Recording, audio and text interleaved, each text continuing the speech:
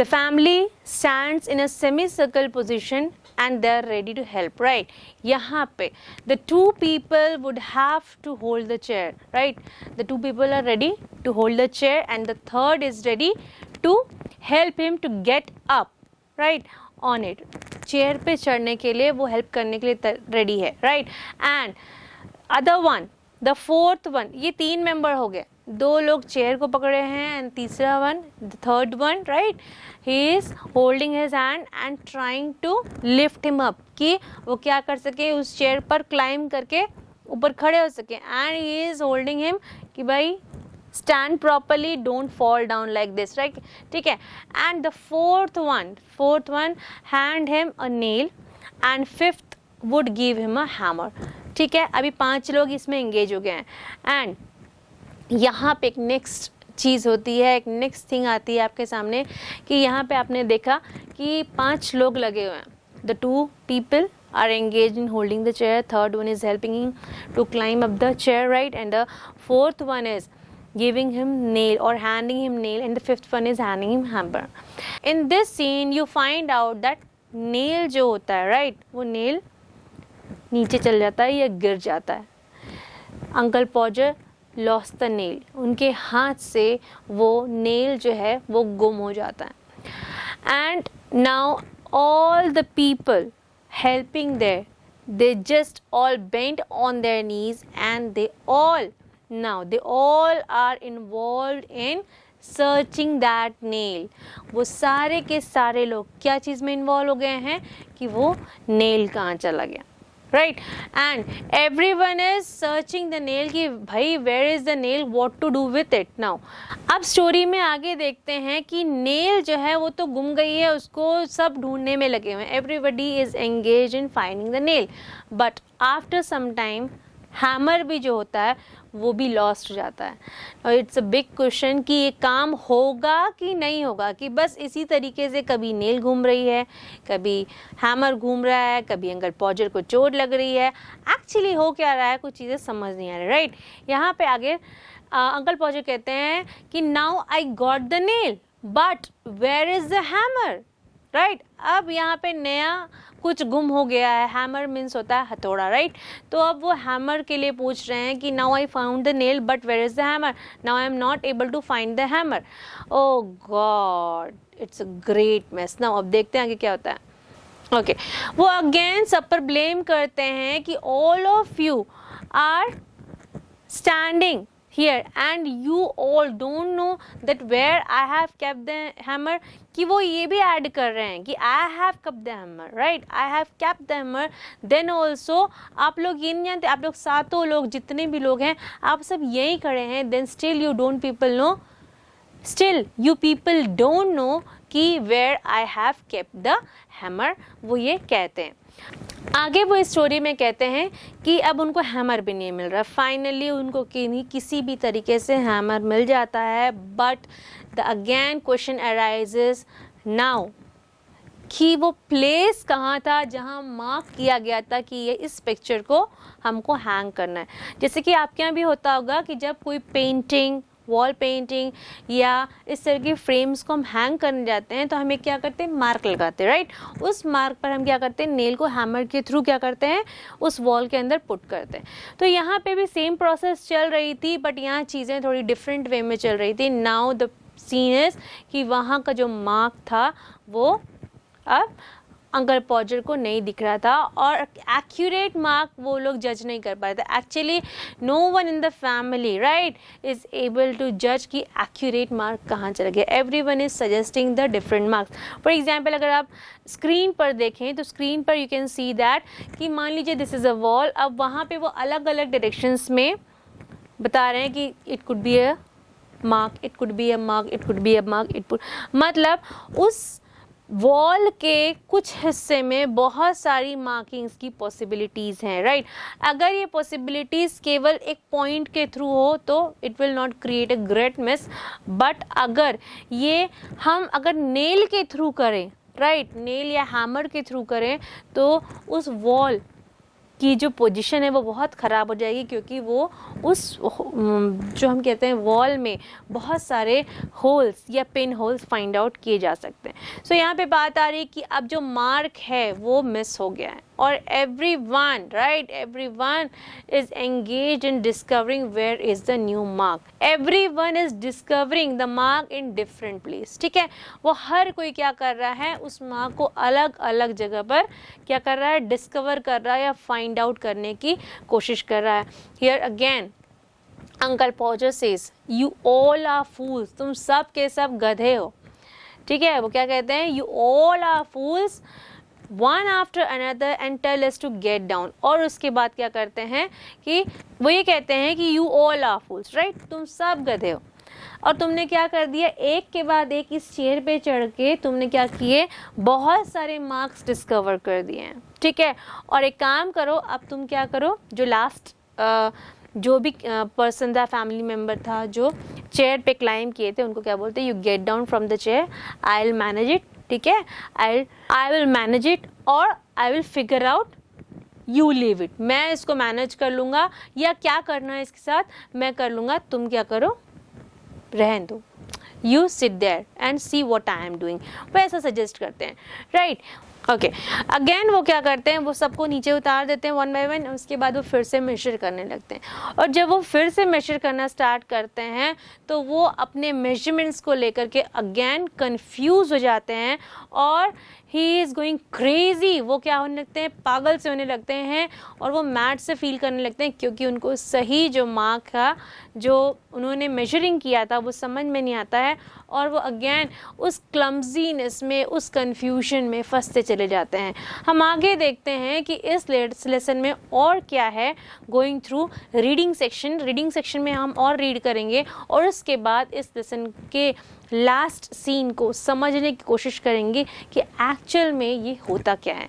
चलिए हम reading section में चलते हैं, और चैप्टर के रीडिंग पार्ट को सुनने के बाद हम एक्सप्लेनेशन की ओर बढ़ेंगे।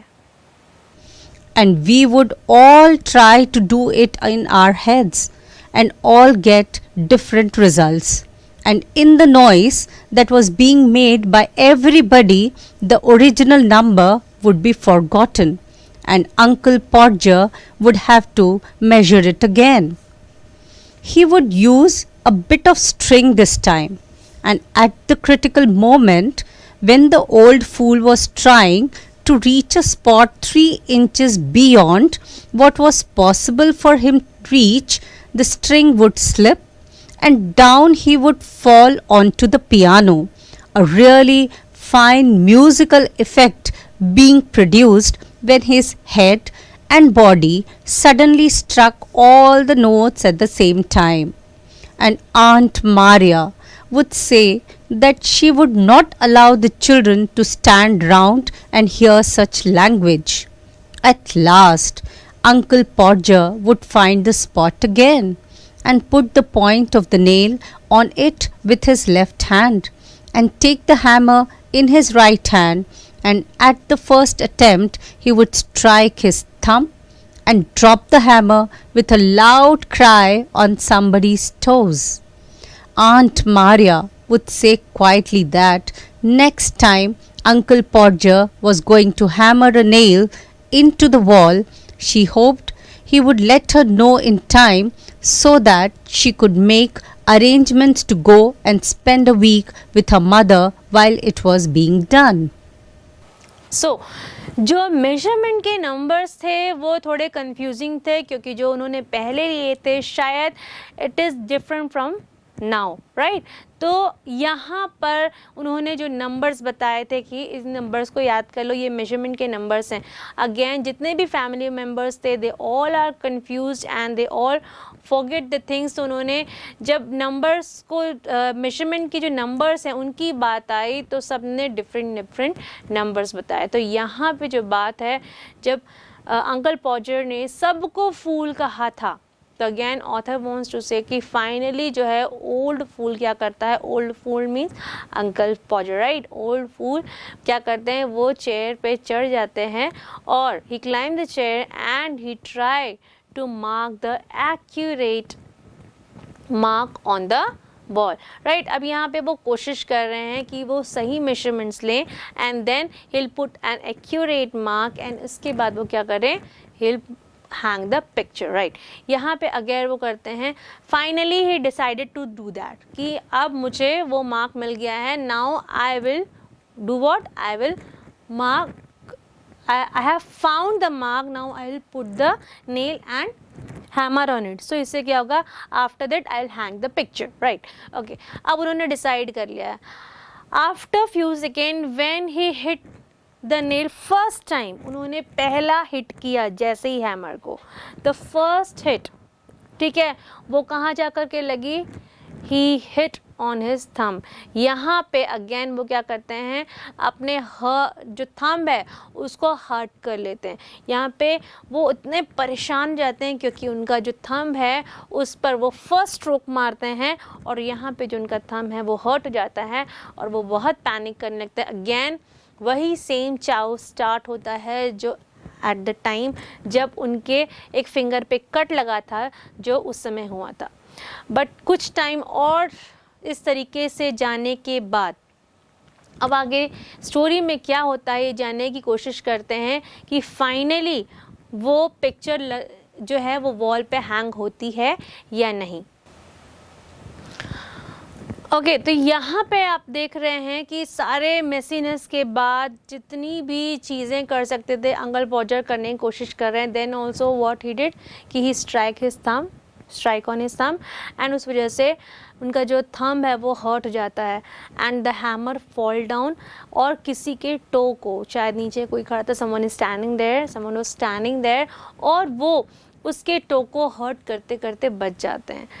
ओके, यहाँ पे आंट मारिया वो कहती हैं कि फिर से अगर कभी ये सब काम होता है तो please inform me earlier, right, because I would like to join my mother at her place before handling this such kind of things. यहाँ पे वो कहते हैं. साथ में आंट मारिया एक चीज़ और ऐड करती हैं. जब अंकल पॉटर ने ये कहा था कि यू फूल, यहाँ पे you fool is a bad language, right, तो उस समय उस जो आंट मारिया हैं वो एक चीज़ और ऐड करती है दैट शी वांट्स कि वो बच्चे वहाँ पे ना रहे बिकॉज बच्चों पर इसका गलत असर पड़ेगा. एंड शी वांट्स दैट कि जब अंकल पॉटर इन वर्ड्स का यूज़ कर रहे हैं एट दैट टाइम जो बच्चे हों वहाँ से दूसरे कमरे में चले जाएं. So this is the part of the novel और you can say this is the part of the book जो मैंने आपको बताया 3 men in a boat, उनमें से एक एक्सट्रैक्ट जो है this has been presented by this lesson, right. और अभी तक आप अगर इस स्टोरी के कंक्लूजन में देखेंगे तो इस स्टोरी के कंक्लूजन में शायद आपको पता नहीं चल पाया है कि वो पिक्चर हैंग हो पाई या नहीं पाई. ये वो पिक्चर जो है हैंग तो हुई, right, that picture was hang, लेकिन वो जो मेसनेस हुई थी, वो जो मेसीनेस बढ़ा था, जो क्लमजीनेस बढ़ा था और साथ ही साथ उस वॉल की अगर आप हालत को इमेजिन करें, ठीक है, उस वॉल की अगर हालत को इमेजिन करें तो बहुत ही एम्बैरसमेंट फील होगी, बहुत ही दुख फील होगा बिकॉज द होल वॉल बुरी तरीके से उसको खोद दी गई थी. हम इजी लैंग्वेज में समझाने की कोशिश करें तो पूरी तरीके से वो पूरी दीवार जो थी वो खुदी हुई थी, या हम कह सकते हैं उसमें छोटे छोटे पॉइंट्स या होल्स हो चुके थे, राइट. तो यहाँ पे ये जो स्टोरी है वो एंड होती है कि uncle Potter Hanks a picture. बिल्कुल अंकल पॉटर ने एक पिक्चर को टांगा but with lots of clumsiness, lots of messiness and lots of chaos, right. और इसके साथ आई होप ये लेसन के एक्सप्लेनेशन आपको समझ में आया होगा. हम आगे बढ़ते हैं वर्ड मीनिंग्स के साथ एंड साथ ही साथ हम इसके क्वेश्चन आंसर्स और बाकी एक्सरसाइजेस भी कंटिन्यू करेंगे. So as you came to know that this story is little bit incomplete, ये तो मैंने assumption लगाया कि शायद उन्होंने वो पिक्चर हैंग कर दिया होगा, बट जहाँ तक we found the story यहाँ तक हमने पाया है कि अंकल पॉटर ने अभी तक जो है उस पिक्चर को हैंग नहीं किया, राइट. यहाँ पे आंट मारिया का स्टेटमेंट जो आपने सुना कि this is all done, next time अगर आप ऐसा फिर से करते हैं तो please let me know earlier so that I can shift to my mom's house and I want to spend some time with her in her house, right? तो यहाँ पे हमने चैप्टर को एंड किया है and now coming to the word meaning in the context. First word is on your screen. There are total 3 words given. First one is charwoman. Charwoman means house cleaner, right? Second one is spirit level. Spirit level means an instrument used to check the surface level. And ladder. Ladder means stair made of bamboo or metal. सो यहाँ पे word meanings आपको दी गई हैं और सबसे बड़ी बात यहाँ पे इसकी हिंदी मीनिंग नहीं दी है. चलिए आपको हिंदी में बता देते हैं. चार वुमेन किसे कहते हैं? वो हेल्पिंग हैंड्स जो हमारे घर के रेगुलर कामों में हमारी मदद करते हैं, जिन्हें हम हाउस क्लीनर्स कहते हैं. ठीक है, ओके. स्पिरिट लेवल हम किसे कहते हैं? स्पिरिट लेवल जैसे कि यहाँ बताया एक इंस्ट्रूमेंट होता है जो कि सरफेस का लेवल को चेक करने के लिए यूज़ होता है. और लैडर जो होता है, लैडर जो हम अच्छे से जाते हैं, सीढ़ियों को कहते हैं, जो कि बैम्बू या फिर मेटल से बनी होती है. Okay. Again coming to the part of comprehension. Comprehension में देखेंगे यहाँ पे given below is a list of few items, right? अब यहाँ पे आपको बताना है कि Uncle Podger used in order to hang the picture, right? Read the story again and list the items accordingly. ठीक है, तो यहाँ पे आपको जो अलग वे में या अलग अलग करके यहाँ पर जो आपको एक लिस्ट दी गई है, ये सीक्वेंस में नहीं, right? You have to put the materials, okay, और put the name of the materials in a list और इन अ सीक्वेंस हम कह सकते हैं. लिस्ट में तो वो अपने आप आ जाएगी, राइट? सो यहाँ पे हम पहले रीड कर लेते हैं. क्वेश्चन में जो मटीरियल्स दिए गए हैं वो किस ऑर्डर में है. पहला दिया है स्ट्रिंग दिया है, देन नेल्स दिए हैं, देन लैडर दिया है, देन पिक्चर दिया है, देन हैमर दिया है, देन रूल दिया है, देन स्पिरिट लेवल दिया है, देन लाइट दिया है, देन पिक्चर कॉर्ड दिया है. So as you people know कि सबसे पहले उन्होंने क्या मांगा था? सबसे पहले उन्होंने क्या मांगा था? First of all he asked for nail, right? उसके बाद he asked for hammer. Hammer के बाद उन्होंने कहा था कि he will need rule. Rule के बाद उन्होंने कहा था कि he will need spirit level. Spirit level के बाद उन्होंने कहा था कि उनको लाइट चाहिए होगी. देन ही टोल्ड कि now he will need picture cord. After picture cord he said he need picture and then ladder and then finally he asked for the string. string उन्होंने measure के लिए भी लिया था. after rule से वो measurement भूल जा रहे थे, then उन्होंने string से नापना start किया था. तो हम फिर से एक बार देख लेते हैं. सबसे पहले उन्होंने क्या मांगा था? nail. nail यानी क्या होती है? कील. hammer सेकेंड हैमर मांगा था. तो हैमर का मतलब क्या होता है? हथौड़ा, right? And third means rule, right? Rule measuring tape भी कह सकते हैं या आप स्केल बोलते हैं, उन स्केल को भी हम रूल की कहते हैं, राइट? उसके बाद उन्होंने मांगा था स्पिरिट लेवल. स्पिरिट लेवल की मीनिंग अभी हमने जस्ट देखी है.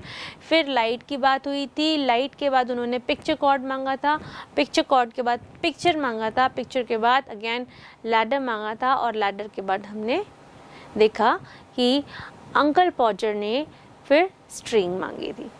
सो दिस सीक्वेंस में you have to write the material in this sequence, right? Now next question, here it is given, answer the following question. First question is there, do you think the children in the house were fools? Why did Uncle Podger think so about them? Okay, so Uncle Podger think that the children in the house were fools. क्यों? Because first of all, जब he lost his coat, at that time children were not able to find his coat, right? अब जब Uncle Podger है, actually he was already sitting on the coat, right? So how will anyone will be able to find it out? But still he said that you all are fool. I have never seen such kind of person in my whole life that no one is knowing ki where is my coat. This is the first time. Second time, when he lost nail, again everyone bent on their knees and started searching for the nail. This time again he said कि no one is able to find the nail. What you are all are doing here, right? The third thing happened when he lost his hammer. again he blame all the children and the family members ki you all are standing in front of me, right? Okay, then also you all do not know where I kept it, right? Okay, उसके बाद जब उन्होंने measurements की बात की, this is the fourth time when finally Uncle Podger says that you all are fool. So the children are actually not fool, actually they want to help Uncle Podger, but Uncle Podger was creating a great mess, so they are not able to help him. In that case, to defend himself, Uncle Podger ने उन लोगों को fool कहा था. Okay, now moving towards second question. Second question says, despite telling that he would hang the picture himself, why was Uncle Podger was not able to do it? See, as we read in the story that Uncle Podger was not able to hang the picture, right? He was not able to hang the picture. Not able to hang the picture. He was not at all able to hang the picture, but then also he was insisting and forcing everyone that he'll do the work and he is the right person to do the job. Actually, he wants to justify himself that he is also a useful person of the family. For this reason only he was insisting everyone, right, that he will hang the picture on the wall. Okay, moving toward another question. The question is, the story of hanging the picture is incomplete. Right? What happened after Uncle Podger dropped the hammer at the end of the story? Okay, so finally at the end of the story, Aunt Maria said that कि if you are doing it again anytime, let me inform, ठीक है, please inform me, है ना, before doing this, because I want to join my mom at her place, है ना, because I don't want to be the part of this chaos or messiness. And when you complete your work or after completing your work, just call me that the work has been completed. Okay, so ये aunt Maria का था कि जब अगर फिर से अगर आप ऐसा काम कुछ शुरू करते हैं तो प्लीज़ मुझे पहले इन्फॉर्म करिएगा, तो मैं क्या करूँगी, मैं अपनी मॉम को उनके घर पर ज्वाइन करूँगी, मैं उनके साथ कुछ दिन रहूँगी, और जैसे ही आपका काम फिनिश हो जाता है, बिकॉज वो दिख नहीं रहा था कि वो फिनिश हो पाएगा, तो आप मुझे एक कॉल कर देना, आई विल बी हियर. ठीक है, वो इतना ही कहना चाहती थी. Okay, next question is, write down 4 actions that make uncle पॉजर a funny character. Right, यहाँ पे आपको 4 ऐसे जो है एक्शंस लिखने हैं जो कि अंकल पॉजर को एक फ़नी कैरेक्टर बनाते हैं. First of all, when he miss his coat, right, वहाँ पर वो क्या कर रहे थे, अपने कोट पर बैठे हुए थे. राइट. सेकेंडली जो चीज़ है, जब उनका हैंड कट हुआ था, when he got a cut on his hand, at that time वो किस तरीके से उन्होंने पूरे घर पर या उस हॉल में धमा चौकड़ी मचा रखी थी और चाउस क्रिएट किया था, वो आपने अभी during the explanation of the chapter सुना. थर्ड थिंग, अगेन उन्होंने क्या किया कि नेल के साथ साथ हैमर को भी मिस कर दिया, and he again blame the other family members. Okay, और फोर्थ थिंग उन्होंने क्या किया, finally he hurt his thumb. ठीक है, मेजरमेंट तो भूल गए, सो कॉमन सी चीज़ है, किसी के साथ भी हो सकता है, बट उन्होंने क्या किया, at the time he was hitting the nail by the hammer, उन्होंने सबसे पहला हिट या स्ट्रोक जो किया था उन्होंने अपने थंब पर कर लिया था. सो इन दिस वे हम जज कर सकते हैं या हम देख सकते हैं कि यहाँ पर जो अंकल पॉजर हैं, अंकल पॉजर एक फ़नी कैरेक्टर हैं. राइट. ओके, नेक्स्ट हम चलते हैं अगले क्वेश्चन की ओर. Next question is there on your screen. What did aunt Maria say when uncle Podger used bad language. Right, what does this tell you about her character. Okay, यहाँ पे question is there कि aunt Maria ने उस समय क्या कहा था जब अंकल पॉजर ने बैड लैंग्वेज यूज़ की थी. राइट, तो ये उनके कैरेक्टर के बारे में क्या बताता है, किसके कैरेक्टर के बारे में, आंट मारिया के कैरेक्टर के बारे में क्या बताता है.